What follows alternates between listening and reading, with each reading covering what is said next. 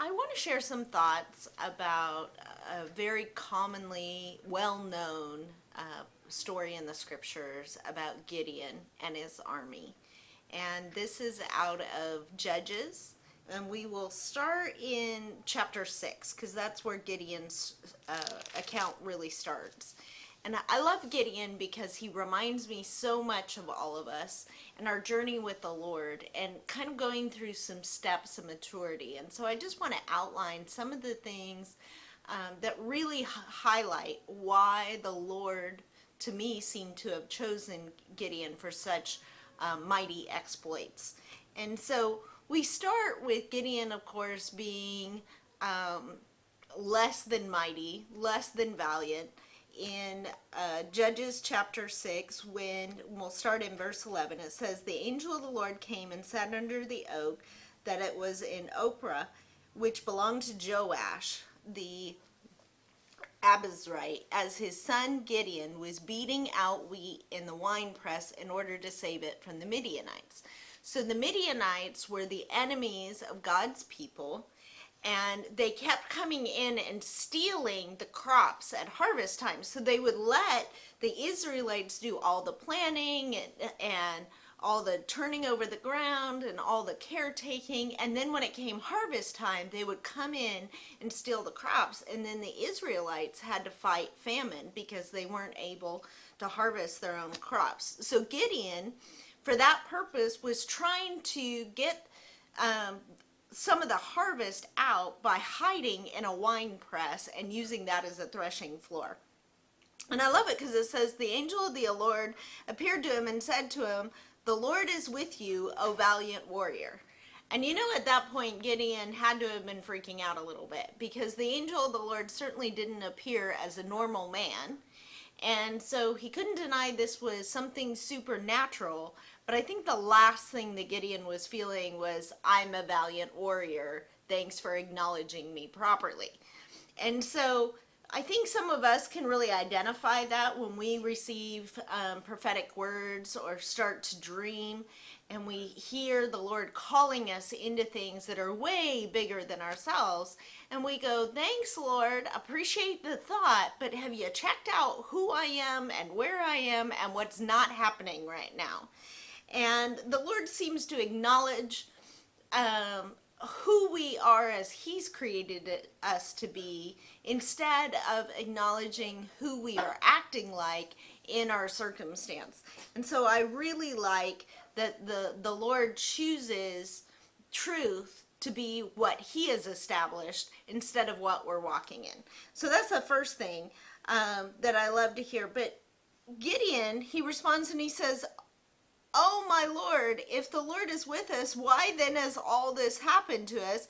And where are all His miracles, which our fathers told us about, saying, 'Did the Lord not bring us up from Egypt?' But now the Lord has abandoned us and given us into the hand of Midian." So he's like, "Well, it's great that you want to say nice things about me, but here's the truth of what I see." So you can tell Gideon, although is having this tremendous supernatural encounter, he's really bound by his sight. And haven't we all been there where we've been bound by the sight of our own bank account or the lack of strength in our body or our circumstances or our reputation? We've all been there, right? So it's not something that we can't identify with. But I love that the Lord looks at him and says, "Go in this your strength and deliver Israel from the hand of Midian. Have I not sent you?" And Gideon responds, "Oh Lord, how shall I deliver Israel? Behold, my family is the least in Manasseh, and I am the youngest in my father's house." So again, just loving Gideon, loving his genuineness, his truthfulness here. The Lord's like, "Go and do this great, amazing thing." And he's kind of like, "Have you lost your mind? How would I go about doing that?" And the Lord goes on and says to him, "Surely I will be with you, and you shall defeat Midian as one man." So Gideon says, "Well, if now I have found favor in thy sight, then show me a sign that it is you who speak to me." And so I like that because he's like, it's not enough that you you know, he had to know this was a supernatural encounter. So I don't think it was that he doubted that the angel of the Lord was telling the truth. I think he doubted his own ability to perceive truth at this point. And so totally get that, because when something absolutely insane comes along our way and God begins to speak greatness over us, we tend to be bound by what we've known instead of what he's saying. So he starts by saying, if this is real, do not depart from here, and I'll come back to thee and bring out my offering and lay it before you. And he says, I will remain until you return. So Gideon says, okay, here's the deal.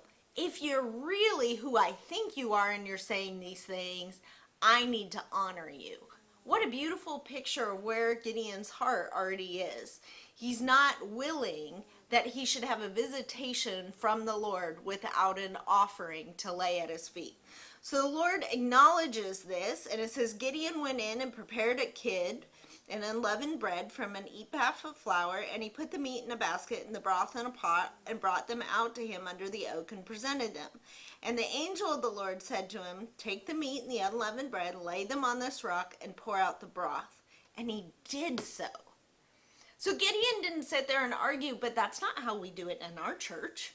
He just did what the Lord asked him to do. And at this point, he's 100% walking by faith, not by training, not by doctrine, not by order. Not that he was doing anything wrong, but he's willing to listen to the voice of the Lord and do what's asked. I think this is the start of where we're starting to get a glimpse of why Gideon was the one chosen.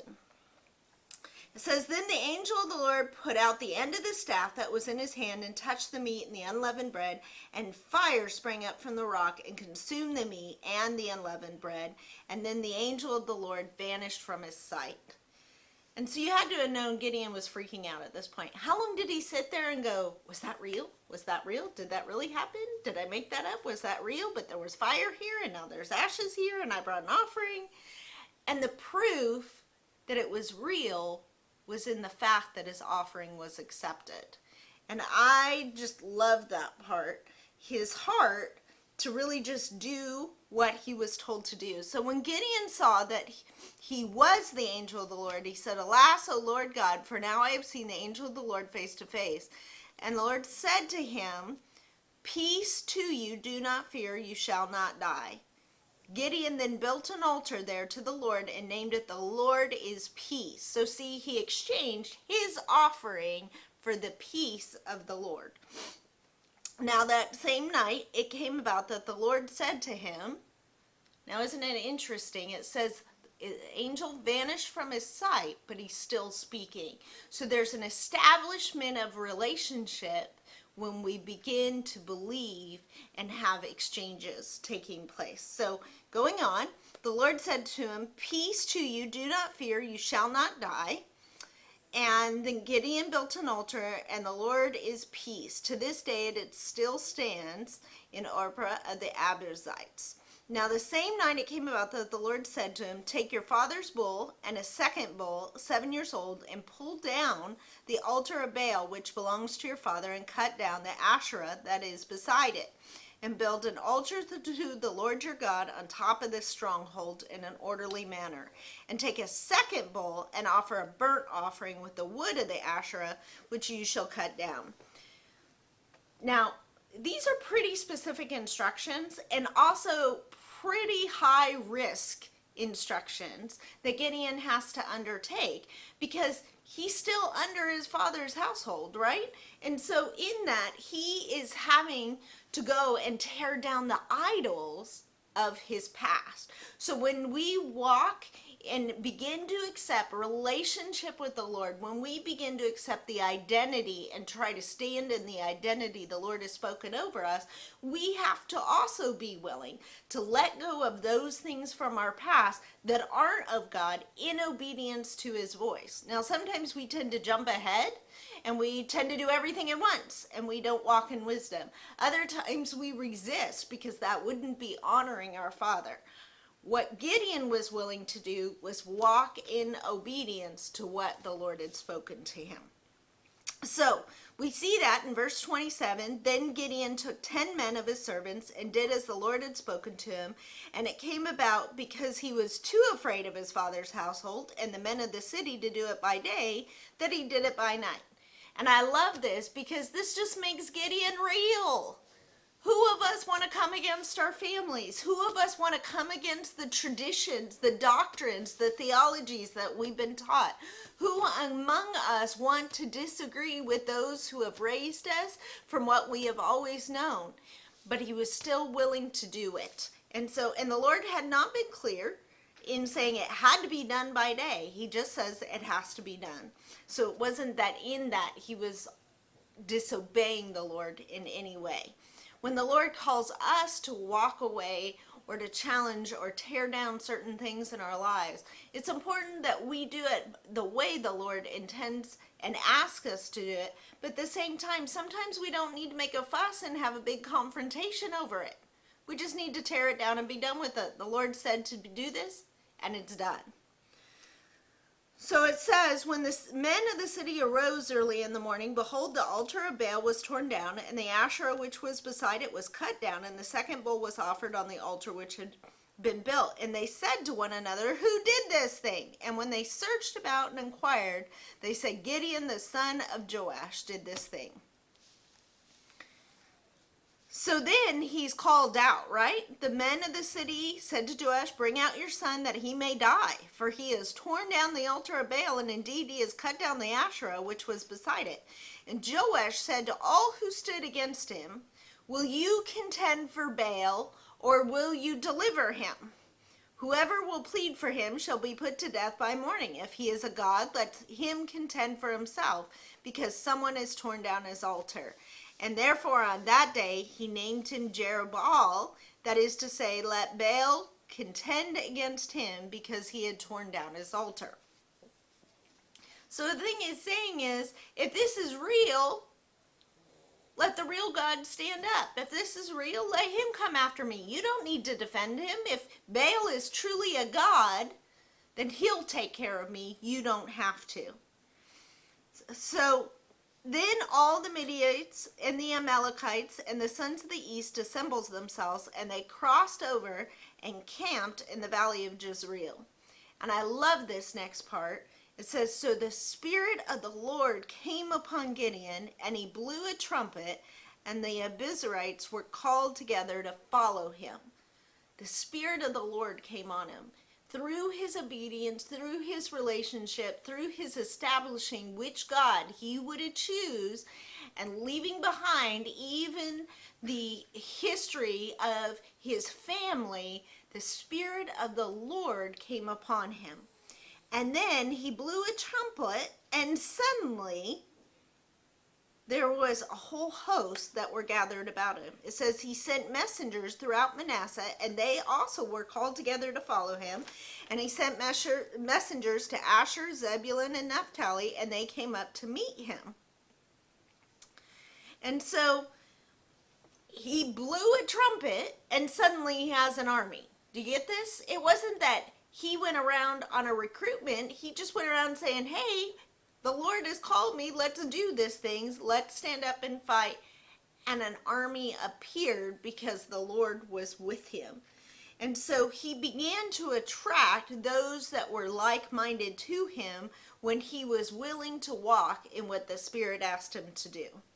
So then we see that Gideon then said to God, if you will deliver Israel through me, as you have spoken, behold, I will put a fleece of wool on the threshing floor, and if there is a dew on the fleece only, and if it is dry on all the ground, then I will know that thou wilt deliver Israel through me as you've spoken. And it was so.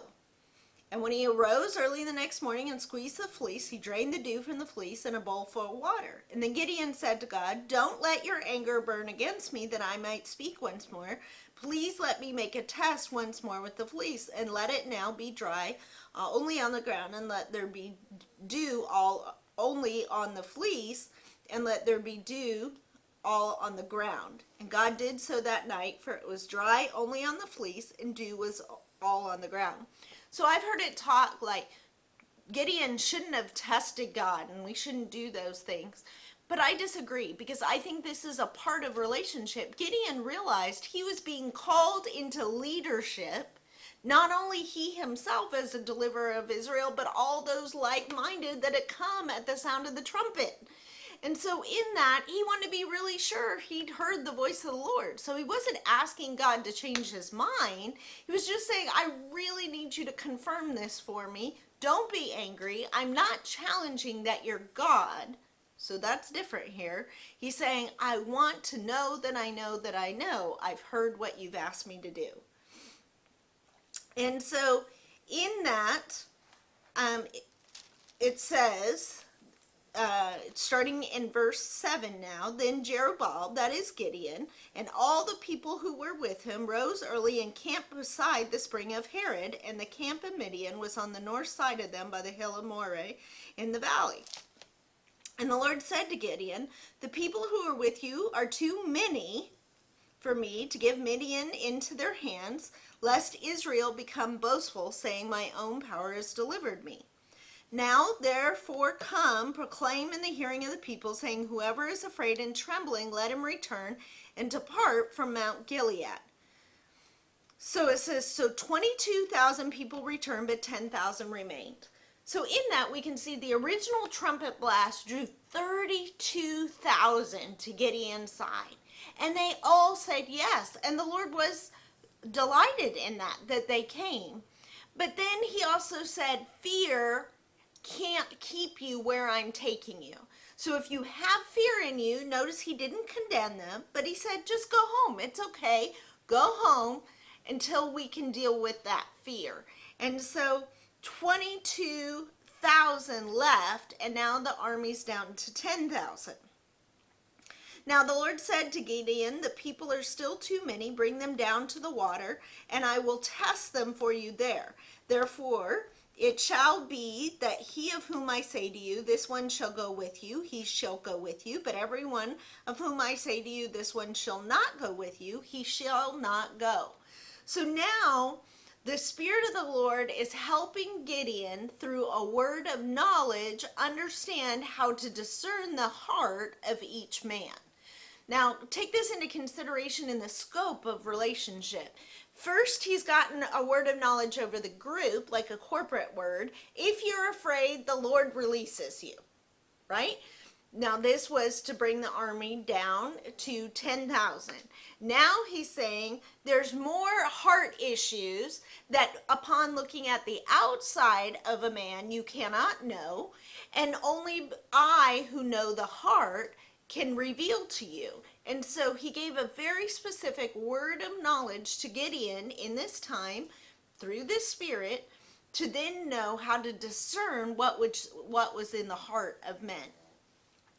And so it says, he brought the people down to the water, and the Lord said to Gideon, you shall separate everyone who laps the water with his tongue as a dog laps, as well as everyone who kneels to drink. Now the number of those who lapped, putting their hands to their mouth, was 300, but all the rest of the people kneeled to drink water. And the Lord said to Gideon, I will deliver you with the 300 men who lapped, and will give the Midianites into your hands. So let all the other people go, each man to his home. And so in this had to have been like crazy for Gideon, because there's no indication the guy that was hiding, threshing wheat on the winepress floor had any clue how to lead an army. And first thing he knows, suddenly he has an army of 32,000 show up, then 22,000 turn around and promptly leave, and then he's got 10,000 he's trying to lead, and now he's down to 300. By the world standards, this is not good leadership skills. This is not success in cultivating an atmosphere of victory and deliverance, right? But Gideon was so committed to hearing the voice of the Lord and to maintaining his relationship with the Lord, he was willing to not only forego his father's house, but also the wisdom of this world and the strategy of war as the kingdom of this world would understand it, by numbers and force and exertion and plans and schemes, to put all his confidence in one place, the Lord. And so I love that. So as we see Gideon carrying on, it says, so the 300 men took the people's provisions and their trumpets into their hands, and Gideon sent all the other men, each to his tent, but retained the 300, and the camp of Midian was below him in the valley. So the enemies are down below. So they're in a good position, right? Because they're above and they can see. And it says, the same night it came about that the Lord said to him, arise and go down against the camp, for I have given it into your hands. Now, this is kind of a weird order, right? Arise and go down into the enemy's camp. And this is the last thing you would want the leader of your army doing. Maybe you'd send out scouts or spies or other things, but for the Lord to send the leader, that's kind of a strange strategy. But he goes on to say, but if you are afraid to go down, go with Purah your servant down to the camp, and you will hear what they say, and afterwards your hands will be strengthened, that you may go down against the camp. So I just want to pause there. First of all, I want to acknowledge the goodness of the Lord here, because he's not saying, oh, Gideon, grow up. Oh, Gideon, don't you remember my history? Oh, Gideon, don't you remember you were nothing without me? Instead, he goes, I know you're afraid. I know you need something more to have confidence in what I'm asking you to do, and I'm going to give it to you, but I'm also going to make sure you don't have to go alone. So it's okay to take your friend and have the buddy system and go where you would least expect I would send you, and there I will strengthen you. Now, how many times in our walk with the enemy, with the Lord, would we say, if we thought we were surrounded by the enemy in any way, this isn't the Lord, we'd start rebuking things, we'd start telling it to go away. But in this case, Gideon was so confident in hearing the Lord's voice that he said, so he went with Purah his servant, which says he was afraid and didn't want to go alone, but he recognized the Lord's voice, and he says he went down to the outpost of the army that was in the camp. Now the Midianites and the Amalekites and all the sons of the east were lying in the valley, as numerous as locusts, so I'm thinking that means more than 300, and their camels were without number, as numerous as the sands on the seashore, again more than 300. When Gideon came, behold, a man was relating a dream to his friend, and he said, behold, I had a dream, a loaf of barley bread was tumbling into the camp of Midian, and it came to the tent and struck it so that it fell and turned it upside down so the tent lay flat. So there, what we find is that Gideon is down in the enemy's camp, which could be like in any number of places for us.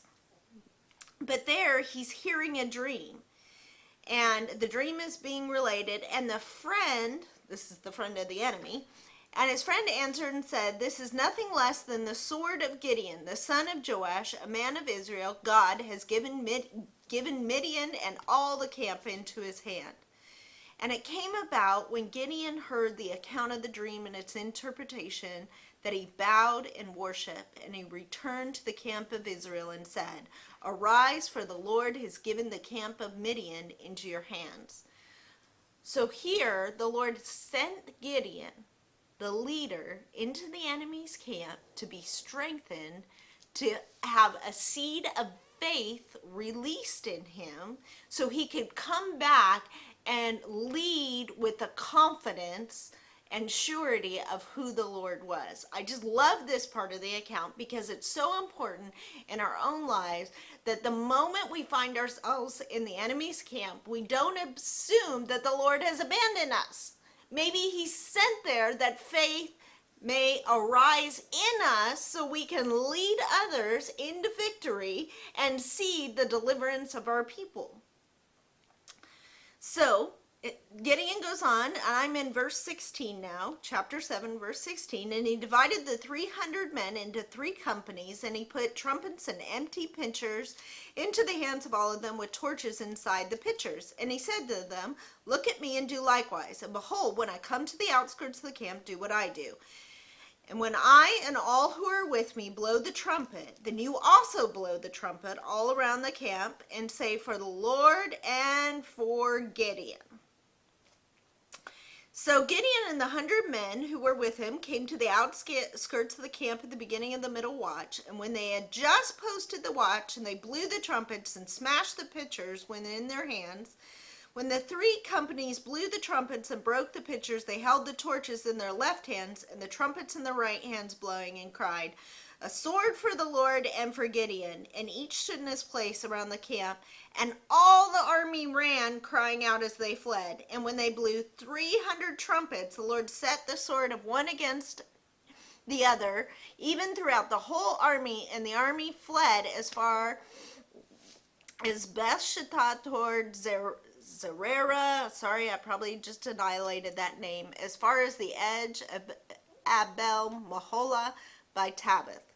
Needless to say, the enemy turned on themselves. There was such confusion in the camp with this noise and this little show of fire. Nothing that these were trained armies. These weren't bunches of buffoons. These were Israel's enemies as far as the eye could see. And the Lord completely brought enough confusion. They turned on each other and they fled. And they ended up, the Israelites they captured 2 of the leaders of Midian, Oreb and Zeb, and they killed Oreb at the rock of Oreb, and they killed Zeb at the winepress of Zeb, while they pursued Midian, and they brought the heads of Oreb and Zeb to Gideon from across the Jordan. So in this, the battle was completely the Lord's. He took absolute care of it. All they had to do was blow the trumpets and then collect the spoils. And so in that, as such confusion continued, what we find is that Israel's army had the same heart that Gideon had. And so it talks about, as we go further down in chapter 8 here, and I want to jump to verse 22, that all of this has gone on. They have all the spoils from war. And then the men of Israel said to Gideon, "Rule over us, both you and your son, also your son's son, for you have delivered us from the hand of Midian." But Gideon said to them, "I will not rule over you, nor shall my son rule over you. The Lord shall rule over you." And so, just stopping there, I just want you to be challenged by this thought process. He's had this tremendous victory. Israel's had this tremendous victory. And what you may not know is this is the first time in Israel's history they went to someone and asked them to be king. So Gideon was the first one offered that position. And Gideon's response was so revealing of his heart, because he said, "You already have a king. The Lord is your king, and I will not share in his glory." And so in that, I believe that Gideon, along with his army who have had their hearts revealed, demonstrate what relationship with the Lord really does to us. It not only reveals who we are, not only in word, but also in deed. But it causes a commitment in our heart to rise up and recognize that the Lord alone can rule and reign. And as we grow in maturity in our relationship, we recognize we don't want to share in his glory any more than Gideon wanted to on that day. That only one king, only one deliverer, only one ruler is worthy of all the praise, and that he alone should be sitting on the throne. And so when we are maturing and walking through seasons just like Gideon had to, where we're growing in our identity, growing in relationships, seeing signs and wonders, having victories, and even leading others to victory, then we too should have that same heart posture. The fruit of that kind of relationship should be always, we will not share in your glory. We will not choose to ascend the throne for ourselves. we alone will be the first to turn our eyes, along with others, to the one who is worthy, Jesus, our Lord and King. So as we have studied this account of Gideon, I challenge you that it is not just about a man of faith. It is not just about a man who tested the Lord. It is not just about how to get confirmation, but rather it is a picture of how to grow in relationship, hear his voice, ask for confirmation, be willing to be weak and afraid, and still wind up in a place we never could have imagined if we're willing to just hear and obey as Gideon was.